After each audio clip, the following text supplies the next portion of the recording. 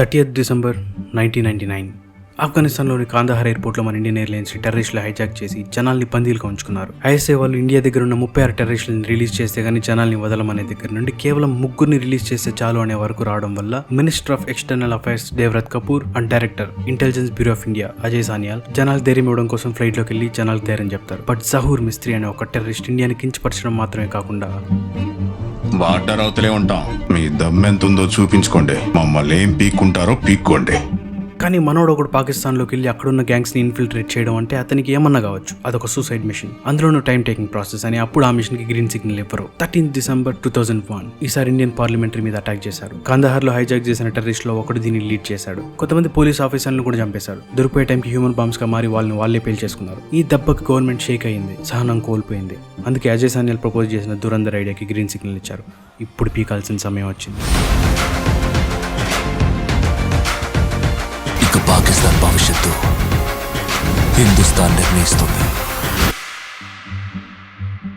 2004లో మన హంజా అలీ మజారీ తన ప్రయాణం స్టార్ట్ చేస్తాడు. డైరెక్ట్ గా ఇండియా నుండి పాకిస్తాన్కి వెళ్లకుండా ఆఫ్ఘనిస్తాన్ నుండి లేయారికి చేరుకుంటాడు. ఇన్స్ట్రక్షన్స్ ప్రకారమే ఆలం జ్యూస్ సెంటర్ రన్ చేస్తున్న ఇండియన్ అండర్ కవర్ ఏజెంట్ ఆలంబాయ్ దుకాణంలో చేరతాడు. అలాగే ఆలంబాయ్ హంజాని వాష్మాబట్ అంగడికి తీసుకెళ్లి సాల్ట్ చాయ్ తాగుతూ లయారి టౌన్ జియో పాలిటిక్స్ అంతా క్లియర్ గా ఎక్స్ప్లెయిన్ చేస్తాడు. బాబు డకైట్ అక్రమ సంతానానికి పుట్టినవాడు రెహమాన్ డకైట్.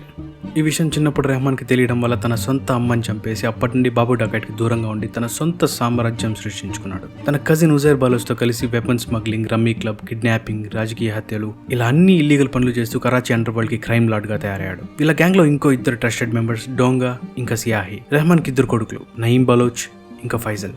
రెహమాన్ బలోచ్ సపోర్ట్తో లోకల్ ఎలక్షన్స్లో 2 సార్లు గెలిచి వీళ్ళ పనులన్నిటికీ సపోర్ట్గా ఉండే party Pakistani Awami party. But Rehman gang కి అపోజ్ చేసేది ముస్లిం మూవ్మెంట్ పార్టీ. అది బాబు డకైట్ ఇంకా అర్షద్ పప్పు చేతిలో ఉంది. బాబు డకైట్ కి పక్షవాతం రావడం వల్ల రెహమాన్ ఎదుర్కొనే బలం కోసం అర్షద్ పప్పుతో చేతులు కలిపాడు. హంజా చాలా రోజులు ఇంకా అక్కడే పని చేసుకుంటూ కూర్చుంటే కుదరదు. ఈ 2 గ్యాంగ్స్ లో ఏదో ఒక గ్యాంగ్ లో చేరాలి. అందుకే పఠాన్ గ్యాంగ్ లో కాకుండా రెహమాన్ డకైట్ గ్యాంగ్ లో చేరడానికి ఫిక్స్ అవుతాడు. ఈ మధ్యలో మన ఆలంబాయ్ బాబు డకైట్ గ్యాంగ్ లో పనిచేస్తున్న ఇంకొక అండర్ కవర్ ఏజెంట్ ని హంజాకి కల్పిస్తాడు. వాళ్ళిద్దరు ఫస్ట్ టైం ఒకరినొకరు ఇంతకు ముందు తెలిసిన వాళ్ళలాగా చూసుకున్నారు, కానీ ఎవరి డీటెయిల్స్ చెప్పుకోలేదు. బాబు డకైట్ మనుషులు రెహమాన్ కొడుకుల మీద దాడి చేస్తున్నారన్న సెన్సిటివ్ ఇన్ఫర్మేషన్ ఇస్తాడు. ఈ సిచ్యువేషన్ యూజ్ చేసుకుని ఎలా అయినా రెహమాన్ గ్యాంగ్ లో చేరాలని చాలా ట్రై చేస్తాడు హంజా. కానీ ఒక కొడుకు నయీం బలోచ్ చనిపోతాడు. ఆలంబాయ్ భయపడి మిషన్ ఫెయిల్ అయిపోయింది పారిపో అని చెప్పినా ఈ సిచ్యువేషన్ ఎలా అయినా యూజ్ చేసుకుని గ్యాంగ్ లో చేరాలని చాలా గట్టిగా ట్రై చేసి ఫైనల్ గా వాళ్ళ దగ్గర ట్రస్ట్ సంపాదించుకున్నాడు. ఒక బలోచ్ గా ఇంట్రొడ్యూస్ చేసుకున్నాడు. వాళ్ళిచ్చే డబ్బులు తీసుకోకుండా రెహమాన్ డకైట్ వల్ల బలోచ్లకి జరిగిన మంచి గురించి మాడి గ్యాంగ్ లో మెంబర్ అయిపోతాడు. ఒక ఎలక్షన్స్ రాబోతోంది.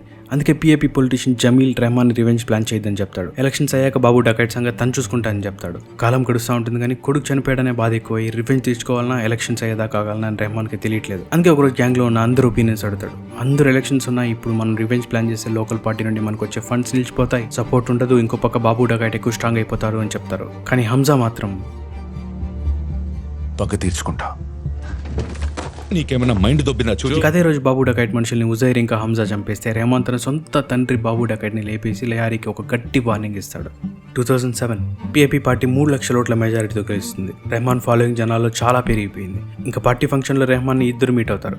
కనానీ brothers, corruption kings, money launderings, illegal business చేసి హవాలా సిస్టమ్స్ యూజ్ చేసుకుని ఇల్లీగల్ మనీని దేశాలు దాటిస్తారు. అందులో ఒకడు రెహమాన్ కి కొత్త పొలిటికల్ పార్టీ పెట్టమని సజెస్ట్ చేస్తే దాన్ని సీరియస్ గా తీసుకుని ఆ విషయం జమీల్ తో చెప్తాడు రెహమాన్. మీన్వైల్ మన దురందర్ తన హెయిర్ ని ఫ్లెక్స్ చేస్తుంటాడు జమీల్ కూతురు యాలీనా చూసేలాగా. ఈలోపు అజయ్ సానియాల్ కి కనానీ బ్రదర్స్ మన 500 and 1000 rupee Indian currency plates acquire చేసుకున్నారని తెలుస్తుంది. అది ఎలా జరిగిందో తెలుసుకోమని చెప్తాడు. కనానీ బ్రదర్స్ రెహమాన్ డకైట్ కి head of ISI major Iqbal కి ఒక మీటింగ్ ఏర్పాటు చేస్తాడు, ఫేక్ మనీ ప్రింట్ చేసే చోట. దాని పర్పస్ మేజర్ ఇక్బాల్ కి గన్స్ కావాలి. రెహమాన్ గ్యాంగ్ తయారు చేసే ఫేక్ గన్స్ కాదు, రియల్. కానీ దాని మీద made in America, made in Russia prints ఉండాలి. ఎందుకంటే రేపు పొద్దున ఎవరైనా దొరికిపోతే ఎవరు పాకిస్తాన్ వైపు వేలు చూపించకూడదని. అవి కేవలం బలోచ్ వాళ్ళ దగ్గర ఉన్నాయి. ఐఎస్ఐ వాళ్ళు ఇన్వెస్టిగేషన్ పేరుతో చాలా మంది బలోచిస్తాన్లను చంపేస్తుంటారు. కాబట్టి ఐఎస్ఐకి బలోచ్లకి పడదు. రెహమాన్ డకైట్ బలోచ్ వాడే కాబట్టి మార్కెట్ రేట్ కంటే ఎక్కువ డబ్బుతో గన్లు కొని పొలిటికల్ గా కూడా హెల్ప్ చేస్తా అని చెప్పడంతో రెహమాన్ డకైట్ డీలోకే చేస్తాడు. కాకపోతే ఆ గన్స్ ఎందుకు వాడతారో తెలుసుకోవాలనుకుంటాడు. వచ్చే నెల మొదటి శుక్రవారం అక్టోబర్ 3 12 మంది ముజాహిదులు ఇండియాకి వెళ్తున్నారు. ఈసారి కొంచెం పెద్ద ప్లానే ఉంది. రీజన్ తెలుసుకున్నాక రెహమాన్ డకైట్ ఇచ్చిన మాట తప్పితే అతని చేతుల్లో చావు ఘోరంగా ఉంటుందని కనానీ బ్రదర్స్ కి చెప్తాడు. నా మాట అతనికి నచ్చదు. వెంటనే జమీల్ కి కాల్ చేసి రెహమాన్ డకైట్ ని కుర్చీ లాక్కోవాలని చూస్తున్నారని చెప్పేస్తాడు. అప్పుడు దించుతాడు రెహమాన్ డకైట్ భయపడే ఒకే ఒక మనిషిని.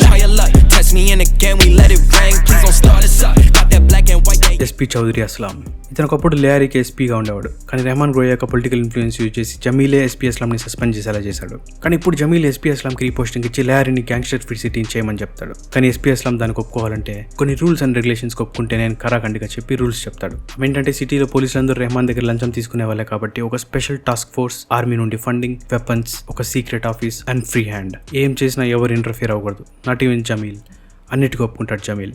ఈలోపు 13వ తారీఖు టెర్రరిస్టులు ఇండియా మీద ప్లాన్ చేసిన అటాక్ గురించి జాయింట్ ఇంటెలిజెన్స్ కమిటీ న్యూఢిల్లీకి రిపోర్ట్ చేస్తారు మన స్పైస్ అందరూ. అలాగే మన మినిస్టర్ అండ్ కోనే కోట్ల రూపాయల ఆఫ్షోర్ అకౌంట్లోకి ట్రాన్స్ఫర్ చేయించుకుని ఖనానీ ప్రదేశ్కి కరెన్సీ ప్లేట్స్ ఇచ్చారని అజయ్ సానాల్కి తెలుస్తుంది. రెహమాన్ అండ్ గ్యాంగ్ బలూచిస్తాన్లోని బలోచ్ యునైటెడ్ ఫోర్స్ క్యాంప్కి వెళ్ళి అక్కడ రెబల్ లీడర్ షిరానీని కలిసి వెపన్స్ ఆర్డర్ ఇచ్చి టైంకి డెలివరీ కూడా చేసుకుంటారు. మీన్వైల్ ఎస్పీ అస్లాం ఒక టాస్క్ ఫోర్స్ రెడీ చేసుకుని అటాక్ సిద్ధంగా ఉన్నాడు. మేజర్ ఇక్బాల్ కి వెపన్స్ డెలివరీ చేయాల్సిన రోజు వచ్చింది. ఒక పక్క కనానీ బ్రదర్స్ తో పాటు మేజర్ ఇక్బాల్ కూడా రెహమాన్ కోసం వెయిట్ చేస్తున్నారు. ఇంకా సడన్ గా బయలుదేరే ముందు ఫైజల్ కి హెల్త్ బాలేకుండా అయిపోతుంది. సో రెహమాన్ హాస్పిటల్కి వెళ్లాల్సి వస్తుంది. హంజా ఏదో రాంగ్ గా ఉందని సస్పెక్ట్ చేస్తాడు. బట్ స్టిల్ హంజా ఇంకా ఉజైర్ వెపన్స్ డెలివరీ చేయడానికి వెళ్ళి డెలివరీ చేస్తారు. కానీ మేజర్ ఇక్బాల్ హంజా దగ్గరకు వచ్చి సైలెంట్ గా ఒక మాట చెప్తాడు. ఇన్ఫర్మేషన్ లీక్ చేసిన ఇండియన్ స్పై దొరికాడు అని. హంజా మొహంలో టెన్షన్, నెక్స్ట్ ఏం చేయాలో అని బ్రెయిన్ లో ఆలోచనలు. అప్పుడు భుజం మీద చేసి పద అంటాడు. భయంతోనే ఫాలో అవుతారు. కానీ రూమ్ లో ఆల్రెడీ టార్చర్ చేయబడ్డ ఏజెంట్ ఒకడు ఉంటాడు. హంజా తన కాదిలేని ఊపిరి పీల్చుకునే లోపే ఇక్బాల్ ఆ స్పైని టార్చర్ చేయడం స్టార్ట్ చేస్తాడు. ఇంకో పక్క ఎస్పీ అస్లాం రెహమాన్ కోసం రెడీగా వెయిట్ చేసి హాస్పిటల్కి వెళ్తున్న రెహమాన్ కార్ మీద అటాక్ చేసి రెహమాన్ని కస్టడీలోకి తీసుకుంటాడు. ఈ విషయం హంజాకు తెలియగానే వెంటనే అతను సస్పెక్ట్ చేసింది కరెక్ట్ అని చెప్పి ఇంటికి వెళ్ళి పనివాడు అక్లక్ ని నిలదీస్తే ఫైజల్ తాగే పాలలో కలపమని అర్షద్ బప్పు ఒక మందు సీసా ఇచ్చాడని చెప్తాడు. మ్యాటర్ ఏంటంటే ఈ ప్లాన్ అంతా ఎలినా ఇంట్లోనే జరుగుతుందని తను సీక్రెట్ గా ఫోన్లు రికార్డ్ చేసి హంజాకి పంపిస్తుంది. ఒక పక్కన రెహమాన్ ఈ రోజు ఎలా అయినా ఎన్కౌంటర్ చేయాలని ఎస్పీ అస్లాం పట్టు మీద ఉన్నాడు. ఇంకో పక్కన హంజా ఈ క్లిప్ ని జమీల్ కి పంపించి రెహమాన్ ని వదలకపోతే క్లిప్ ని ప్రెస్ కి ఇస్తాను బెదిరిస్తాడు. దీనికి భయపడి ఎస్పీ అస్లాం కి ఈ క్లిప్ ని పంపి వెంటనే మిషన్ అబార్ట్ చేయమని చెప్తాడు. But Aslam says who gives a duck. ఇంకా వెంటనే హంజా వెళ్ళి SP Aslam task force officers ని సరెండర్ చేసుకుంటాడు. అప్పుడు రెహమాన్ని వదలడానికి ఒప్పుకుని రెహమాన్ని వాళ్ళకి అప్పగిస్తాడు. ఈ దెబ్బకి హంజా ప్లేస్ రెహమాన్ డకెట్ గ్యాంగ్ లో సాలిడిఫై అయిపోయింది. అలాగే హంజా ఎలినా లవ్ స్టోరీ కూడా రెహమాన్ కి తెలుస్తుంది. 26 నవంబర్ 2008 రెహమాన్, ఉజైర్ ఇంకా హంజా మళ్ళీ మేజర్ ఇక్బాల్ ని కలవడానికి వెళ్తారు. కానీ ఈసారి ఖనాని చాలా జోష్ గా కనిపిస్తూ ఉంటాడు. రీజన్, రెహమాన్ ఇచ్చిన వెపన్స్ ముంబైలో ఆల్రెడీ టెర్రరిస్టులు అటాక్ చేసి కొంతమందిని చంపేసి ఉంటారు. టీవీ ఛానల్ కవర్ చేసిన లైవ్ ని తప్పకుండా గెలిచే క్రికెట్ మ్యాచ్ లాగా క్రూరంగా రాక్షసుల్లాగా ఎంజాయ్ చేస్తూ ఉంటారు. అలాగే మధ్యలో లైవ్ కాల్ రికార్డింగ్ కూడా ప్లే చేస్తారు. హంజా లోపల కుమిలిపోతుంటాడు, చచ్చిపోతుంటాడు. కానీ బయటికి చెప్పలేడు. On top of that enjoy చేయాలి. అంతా తన వల్ల అయిందని చాలా బాధపడతాడు. ఒక్కరిని కూడా వదలను, అందరినీ చంపేస్తాను ఫిక్స్ అవుతాడు. 2009 రెహమాన్ డకెట్ సొంతంగా పార్టీ పెట్టాడు, పీపుల్స్ అమన్ కమిటీ. దాని మెయిన్ రీజన్ ఎంఎంపీ పార్టీ ఓట్లను చీల్చి పీఐపీ పార్టీకి టర్న్ చేయడమే. బదులుగా ఇంతకు ముందు ఒక నీడలాగా సపోర్ట్ చేయడం కాకుండా ఇండిపెండెంట్ గా జనాల ముందు నిలబడి సపోర్ట్ చేయడం. ఇక్కడ నుండి కథ ఇంటెన్సిటీ పెరుగుతూ వస్తుంది. రాజకీయాల్లో తన స్థానం కోసం ఒకప్పుడు రెహమాన్ ని, ఆ తర్వాత ఎస్పీ అస్లాం ని, మధ్యలో అర్షద్ పప్పుని పక్కన పెట్టుకున్నావు. కానీ వాళ్ళు ఎప్పటికప్పుడు నీకంటే బలవంతంగా మారి నిన్ను కిందకు తొక్కేస్తున్నారు. అదే ఒక నమ్మకస్తుడు మీ కుటుంబంలో మనిషి అయితే నీ స్థానం నీకు ఎప్పటికీ ఉంటుంది. అందుకు ఎలినాతో పిలిచేమని హంజా అడిగితే జమీల్ సాబ్ వెంటనే పేసుకుంటాడు. వెంటనే పిలిచి జరిపించేస్తాడు.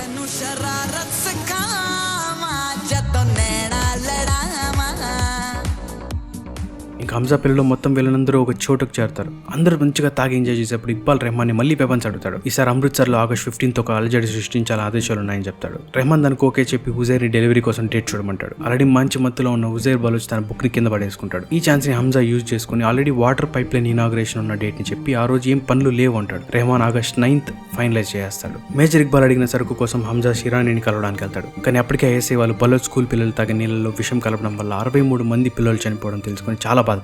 రెడ్ బుక్ లో రెహమాన్ డకెట్ పేరు యాడ్ చేస్తాడు. ఎస్పీ అస్లాం ఇంకా జమీల్ తో మాట్లాడి రెహమాన్ డకెట్ ని ఎలాగైనా చంపేయడానికి ప్లాన్ వేస్తాడు. అలాగే హంజాని లేఆరీ ఎలక్షన్స్ లో గెలిపించి కరాచీ మీద పట్టు సాధించి పాకిస్తాన్ మొత్తం ఎగరేయాలని Jameel plan. Final day August 9th Rehman Dakait pipe line inauguration attend అవుతాడు. Along with Uzair and Hamza. సరుకు రెడీ అయిందని షిరానీ నుండి కాల్ వస్తుంది. సరుకు తీసుకొని రావడానికి ఉజైర్ వెళ్తాడు. కార్లో ముందు సీట్లో ఇంకో చెంచా, వెనక సీట్లో దొంగ ఇంకా రెహమాన్ కూర్చోబెట్టుకుని మామూలు రూట్ లో కాకుండా ఇంకో రూట్ లో వెళ్తాడు. రెహమాన్ ఈ విషయం గమనించి కార్ ఆపరం మాతర్ తనంగానే బీజిఎం స్టార్ట్.